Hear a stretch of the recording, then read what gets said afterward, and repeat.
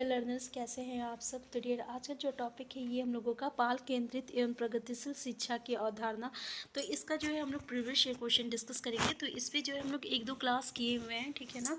तो चलिए स्टार्ट करते हैं डियर आज का क्लास। पहला क्वेश्चन देखिए कि सर्व शिक्षा अभियान की शुरुआत किस वर्ष हुई थी। ठीक है, तो 2000 से 2001 या ऑप्शन में आप देख सकते हैं। तो इसकी जो शुरुआत जो है कब हुई थी, तो करेक्ट आंसर क्या हो जाएगा 2000 से लेकर 2001। ठीक है, आंसर ऑप्शन ए हो जाएगा। तो याद रखिएगा सर्व शिक्षा अभियान जो है इसकी शुरुआत 2001 में हुई थी। सब पढ़े सब बढ़े का नारा दिया गया है किसमें, सर्व शिक्षा अभियान के तहत, डिजिटल इंडिया के तहत, स्वच्छ भारत। तो जैसे कि आपको पता होगा कि ये जो आपका नारा जो है ना सर्व शिक्षा अभियान के तहत दिया गया है। नेक्स्ट क्वेश्चन है निःशुल्क एवं अनिवार्य शिक्षा का अधिकार 2009 में अनिवार्य शब्द का अर्थ है। तो ये डियर ये जो आरटी एक्ट 2009 है ना, इस पे है जो कि आपका शिक्षा का अधिकार अधिनियम 2009। इसके तहत क्या है ना, इसकी शुरुआत जो है ये आपका 1 अप्रैल में 2010 में पूरे देश में लागू किया गया था। और इसके अनुसार क्या था ना कि 6 से जो 14 वर्ष के जो बच्चे हैं ना उसको निःशुल्क शिक्षा दी जाएगी। ठीक है, तो इसके तहत ये रखा गया था। लेकिन इसमें जो है 14 से लेकर 18 साल का जो बच्चे उसके बारे में कोई बातें नहीं की गई थी, और 6 साल के नीचे के जो बच्चे उनके बारे में भी कोई बातें नहीं की गई थी। ठीक है ना, तो इसलिए ये इसको जो है ये इसका कमी था, सबसे बड़ा कमी था सब ये आरटी एक्ट इसको हम लोग कहते हैं 2009।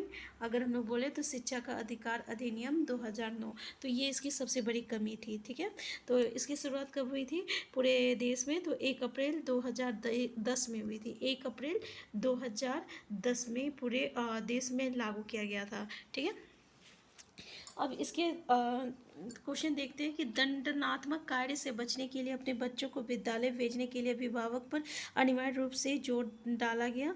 अनिवार्य शिक्षा सतत परीक्षण के माध्यम से प्रदान की जाएगी। केंद्र सरकार दाखिले, उपस्थिति और प्रारंभिक शिक्षा की पूर्णता को सुनिश्चित करेगी। और उचित सरकारी दाखिले, उपस्थिति और प्रारंभिक शिक्षा की पूर्णता को सुनिश्चित करेगी। आंसर क्या हो जाएगा, तो डियर आंसर है आपका आंसर 4 कि उचित सरकारी दाखिले और उपस्थिति और प्रारंभिक शिक्षा की पूर्णता को सुनिश्चित करेगी। ठीक है, आंसर जो है ये आपका आंसर 4 हो गया। नेक्स्ट क्वेश्चन है आपका कि शिक्षा का अधिकार अधिनियम 2009 के क्रियान्वयन के बाद कक्षा कक्ष आयु के अनुसार अधिक समजातीय है और आयु के अनुसार अधिक विषम जातीय है, प्रभावित है क्योंकि शिक्षा का अधिकार विद्यालय में कक्षा की औसत आयु की प्रभावित नहीं करता। और चौथा है जेंडर के अनुसार अधिक समजातीय है। तो क्या होगा कि शिक्षा का अधिकार अधिनियम 2009 के क्रियान्वयन के बाद कक्षा कक्ष जो है आपका आयु के अनुसार अधिक समजातीय है। ठीक है, तो इसका यही बात था ना कि इसमें अभी जैसे कि आपको हम बताएं कि ये 6 से लेकर 14 साल के बच्चे के बारे में बोला गया था। ठीक है, अब 14 से 18 साल के बच्चे के बारे में भी कोई बातें नहीं की गई थी, और 6 साल से छोटे जो बच्चे हैं ना उनके खैर तो सबसे बड़ा डिमेरिट यही है कि 14 से 18 साल के बच्चे, क्योंकि उन लोगों को भी शिक्षा का अधिकार है। ठीक है, तो उनकी शिक्षा के बारे में इसमें सर्व शिक्षा अभियान में कोई बातें नहीं की गई थी। ये इसकी ना मतलब कि इसका जो है सबसे बड़ी ये डिमेरिट है, तो इस बात को याद रखिएगा। ठीक है, नेक्स्ट क्वेश्चन है आपका कि बाल केंद्रित शिक्षा के लिए निम्नलिखित में से कौन सा कार्य का आधार है, व्यक्तिगत अंतर, बाल अधिकार और बच्चों को निःशुल्क और अनिवार्य शिक्षा का अधिकार अधिनियम।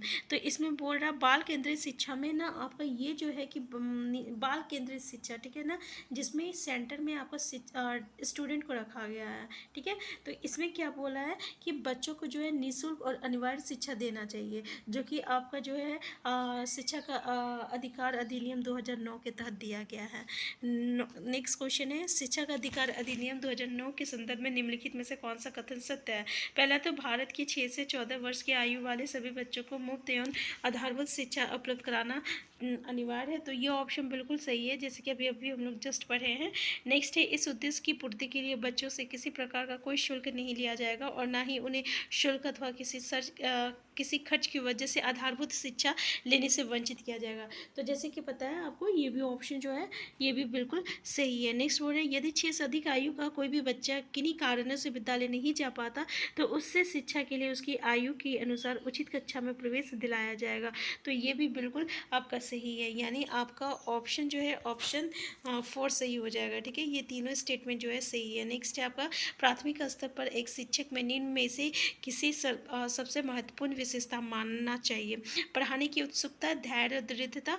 तो देखिए, जैसे कि आपको पता है कि प्राथमिक स्तर पर शिक्षक में प्राथमिक स्तर में अगर कोई शिक्षक पढ़ा रहा तो उसमें सबसे ज़्यादा क्या होना चाहिए, क्योंकि छोटे छोटे बच्चे जो है शरारत बहुत करते हैं, बदमाशी बहुत करते हैं, सुनते नहीं हैं, पढ़ते नहीं हैं ठीक से, उसको कितना बार भी बोलिए वो समझता नहीं है, उसको समझाना बहुत पड़ता है। ठीक है, तो ये सब चीज़ कौन कर सकता है? ये सब चीज़ वही कर सकता है जिसमें धैर्य हो। ठीक है, जिसे बात पे गुस्सा आ जाए या जिसको मतलब कि थोड़ी सी कुछ होता है तो वो रूड बिहेव करने लगता है, तो ऐसे में वो लोग नहीं कर सकते। तो ठीक है ना, तो आंसर क्या हो जाएगा? धैर्य और दृढ़ता हो जाएगा आंसर 2। नेक्स्ट क्वेश्चन है, शिक्षण से अधिगम पर बल देने वाला परिवर्तन हो सकता है परीक्षा परिणामों पर केंद्रित होकर, बाल केंद्रित शिक्षा पद्धति अपनाकर, रटने को प्रोत्साहित कर।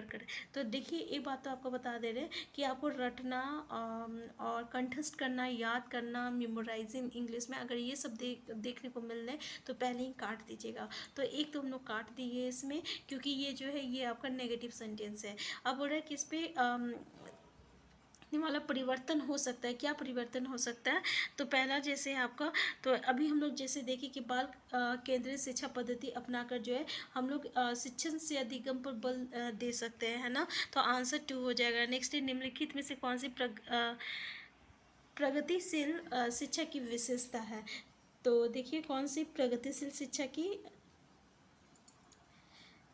विशेषता है? पहला है आपका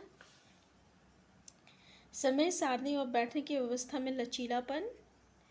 दूसरा है आपका केवल प्रस्तावित पाठ्य पुस्तकों पर आधारित अनुदेश। तीसरा है, तो पहला देख लीजिए, केवल पाठ्य पुस्तक अगर आपको देखने को मिल जाए तो पहले इसको हटा दीजिए, तो ये एलिमिनेट हो गया। नेक्स्ट है आपका परीक्षाओं में अच्छे अंक प्राप्त करना। तो ये भी देखिए, परीक्षा में अंक प्राप्त करना ये तो कोई उद्देश्य नहीं है, तो इसको भी हम लोग हटा देते हैं।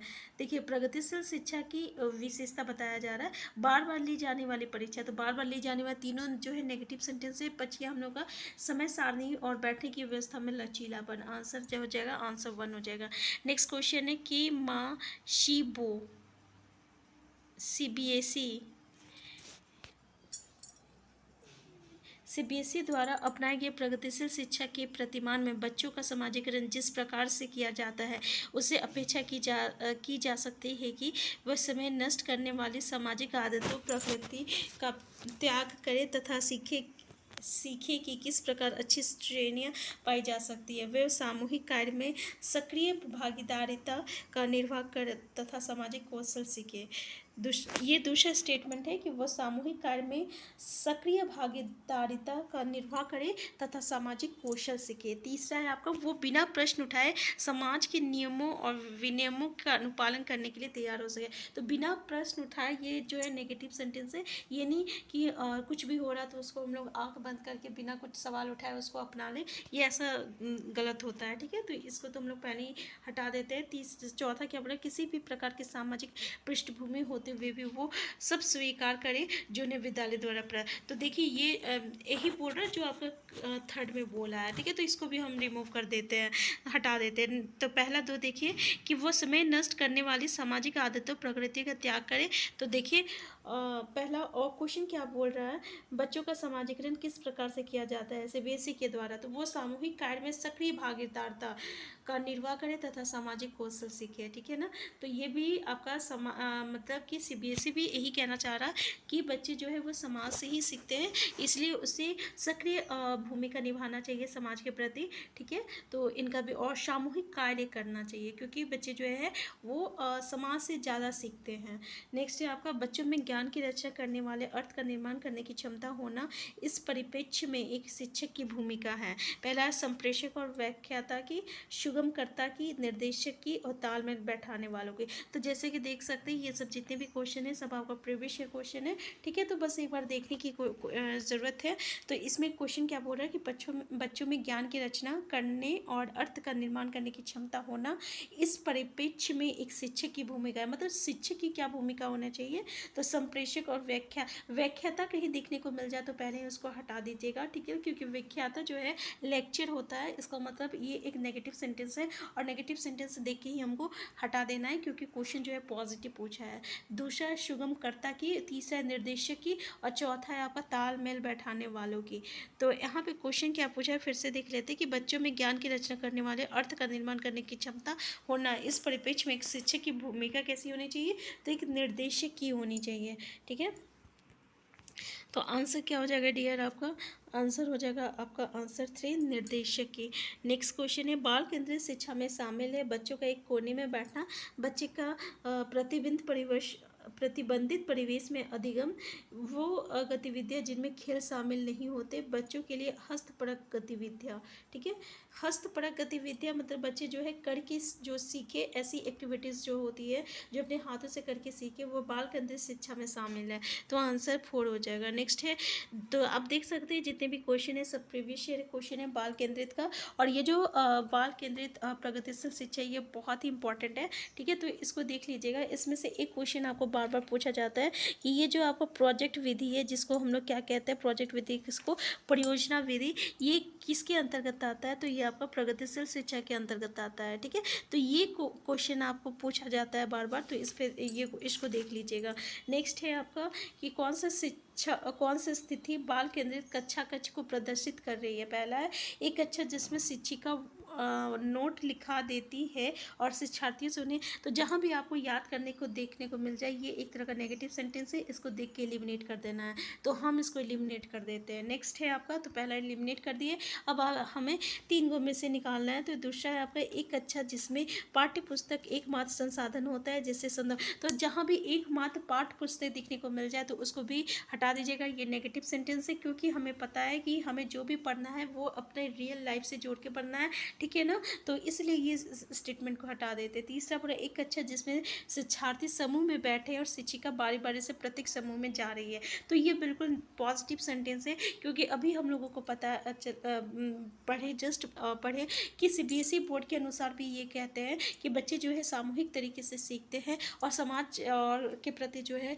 सक्रिय होना चाहिए। तो इसलिए जब भी ये समूह में ये लोग काम करते हैं, शिक्षिका जब भी समूह में अधिगम कराती है तो वो बहुत ही प्रभावशाली होता है। तो स्टेटमेंट 3 सही हो जाएगा, ठीक है ना। अब चौथा स्टेटमेंट भी हम लोग देख सकते हैं कि एक कक्षा जिसमें शिक्षार्थी का व्यवहार शिक्षिका द्वारा दिए जाने वाले पुरस्कार और दंड से संचालित होता है। तो ये बिल्कुल सही नहीं है कि शिक्षार्थी को अगर वो अच्छा करे तो पुरस्कार दे और क्या खराब करे तो दंड दे। तो बस ये जो होता है ना, ये एक तरह का एक्सटर्नल मोटिवेशन होता है, और एक्सटर्नल मोटिवेशन कभी भी ना किसी को दूर तक नहीं लेके जा सकता है, क्योंकि जब तक बच्चे में इंटरनल मोटिवेशन ना हो तब तक वो कुछ भी नहीं कर सकता, ठीक है ना। क्योंकि बार बार एक्सटर्नल मोटिवेशन ये पॉसिबल नहीं हो सकता है, तो इसलिए ये स्टेटमेंट भी आपका जो है गलत हो जाएगा। क्लियर है। नेक्स्ट क्वेश्चन हम लोग देखते हैं कि बाल केंद्रित शिक्षा शास्त्र का अर्थ है, पहला है बच्चों का नैतिक शिक्षा देना, दूसरा है बच्चों का शिक्षक का अनुगमन और अनुकरण करने के लिए कहना, तीसरा है बच्चों, अनुकरण मतलब क्या होता है, इमिटेशन, ठीक है ना, यानी नकल करना होता है। दूसरा है बच्चों की अभिव्यक्ति और उनकी सक्रिय भागीदारी को महत्व देना, और चौथा बच्चों को पूर्ण रूप से स्वतंत्रता देना, ठीक है। तो बाल केंद्रित शिक्षा शास्त्र का अर्थ है, देखिए कि बच्चों को अभिव्यक्ति और उनकी सक्रिय भागीदारी, यानी बच्चे जो है पूरी तरह से जब वो एक्टिव रह रहे क्लास में, ठीक है ना, तो उसकी जो है हमें मतलब उस चीज़ को हमें महत्व देना चाहिए, उसको प्रमोट करना चाहिए क्लास में, कि हाँ सब बच्चे जो है वो एक्टिव पार्टिसिपेट ले हर चीज़ में, है ना। तो आंसर 3 हो जाएगा। नेक्स्ट है आपका कि किसी प्रगतिशील कक्षा का व्यवस्था में शिक्षक एक ऐसा वातावरण को उपलब्ध कराकर अधिगम को सुगम बनाता है जो नियामक है, जो समावेशन और हतोत्साहित करता है, जो आवृत्ति को बढ़ावा देता है, खोज को प्रोत्साहन देता है। तो देखिए किसी प्रगतिशील कक्षा की व्यवस्था में शिक्षक एक ऐसे वातावरण को उपलब्ध कराकर अधिगम को सुगम बनाता है जो आवृत्ति को बढ़ावा देता है। ठीक है, तो आंसर क्या हो जाएगा, आंसर 3 हो जाएगा। तो डियर यहाँ प्रगतिशील शिक्षा यानी प्रोग्रेसिव एजुकेशन से जितने भी प्रीवियस क्वेश्चन थे प्लस इससे रिलेटेड जितने भी एमसीक्यू बन सकते थे हमने सब चीज़ को यहाँ पे डिस्कस किए हैं। ठीक है ना, इससे बाहर आपको क्वेश्चन देखने को नहीं मिलता है।